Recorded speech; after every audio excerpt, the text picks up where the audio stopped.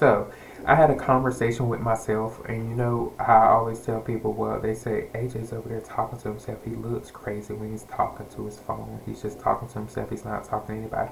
Well, when you're the smartest person in the room, or arguably one of the smartest people in the room, why would you need to consult other people? Anyway, um, so I had a conversation with myself as if I was a attorney at court, and I was standing in front of a small claims court judge like Judge Mathis, Judge Joe Brown, or Judge Judy, or Judge Lynn Toller, and I was discussing the Slo Blonde comment. And I don't know why we're still on this. Their fan base and fan clubs are still on it because the church said they don't never forgive or this, that, or they rarely forgive or whatever. It's saying their intentions and stuff about Slo Blonde. So my sister used to do a lot of stuff that I didn't appreciate to an extent.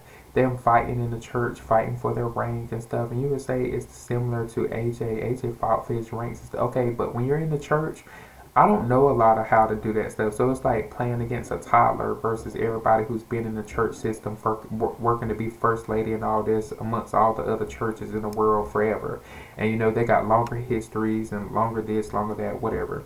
So they decided to pick that name up and say, AJ, you shouldn't have said this. We're treating you like you're slow, this, that, and other. Okay, the problem was Slo Blonde used to beat up on people, slap people around, curse people out, hit up on people, cause fights and struggles with other people, cause relationship drama with other people. They used to rip apart friendships and relationships of other people so they could have power trying to be like Bad Girls Club or the Players Club. I didn't show no sympathy for that, and I didn't show no sympathy for you all who keep bringing that subject up because I wanted to lay it to rest, but you said you weren't going to stop. So, well, let me treat y'all if I was a judge um, on one of small claims court. Let me teach you the outcome.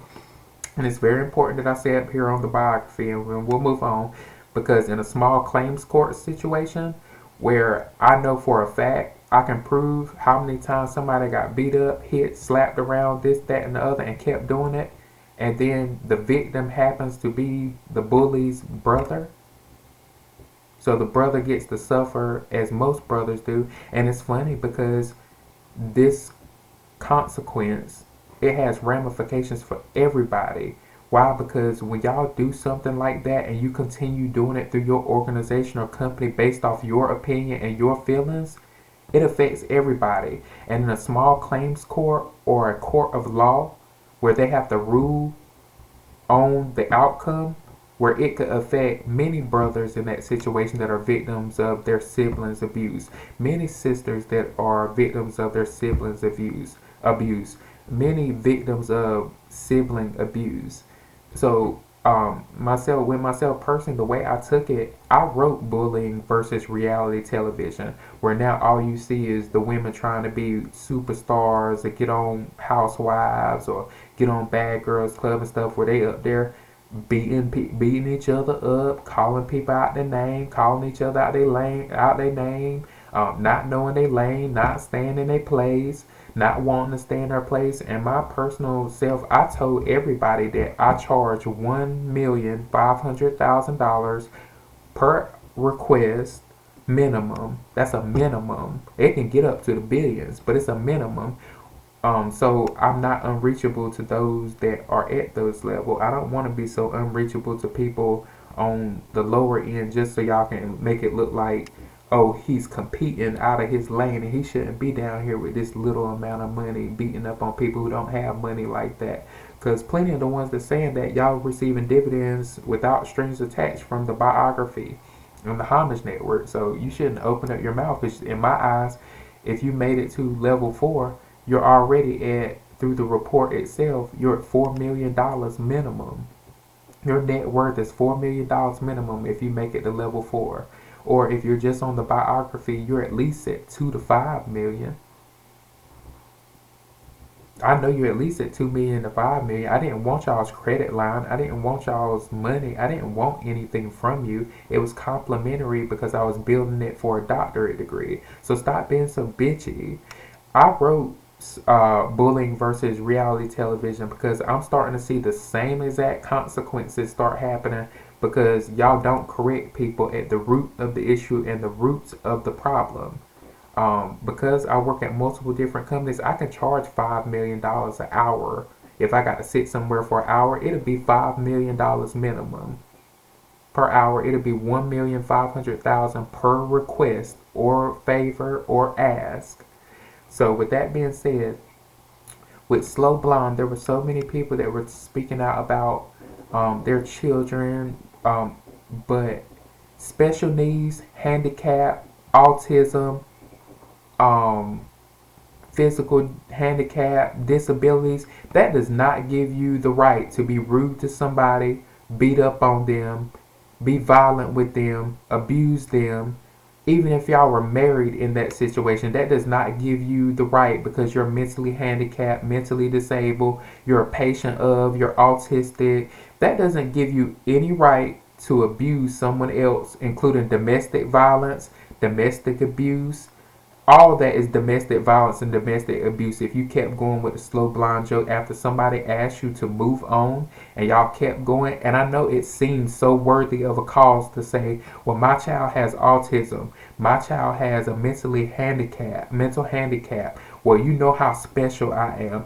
You know, oh, well, you know, I don't know how to do all that stuff. I'm special. I'm dumb. I'm slow. Were y'all saying all that stuff, and where most people would jump in and say, you know, there are plenty of people that wish they could be in your position. There are plenty of people that wish they had all their faculties and stuff. That's not going to be an excuse in a courtroom for you to get up there and say, my child has autism, and he just didn't like this person, so he went up and slapped him because he got autism. He just didn't like him.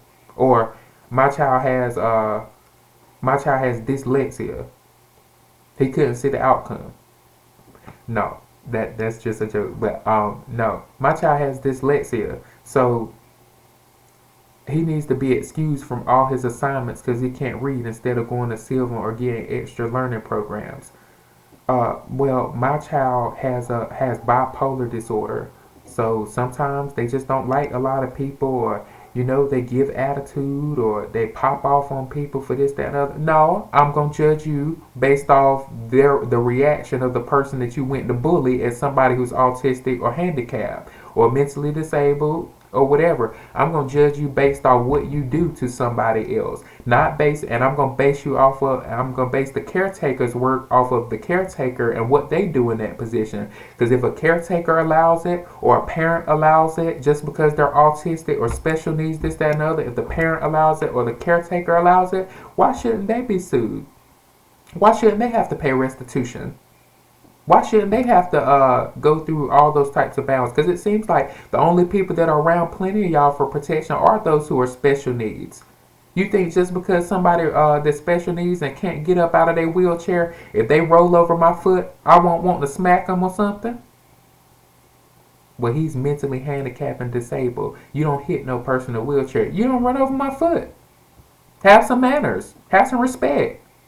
Because if it was up to me, everybody that was talking about, well, we have a problem with him because of the way he talks about this, that, and that's the same thing I teach LGBTQ kids. Just because you're LGBTQ doesn't give you the right to demand respect from anybody. That don't give you the right to just demand this and demand that, and I got to have this and I got to have that because I'm LGBTQ. Not to compare them with special needs, but you're using the same conversation. And I charged all those special needs and mentally handicapped patients the same. I charge the caretaker and the parents as well.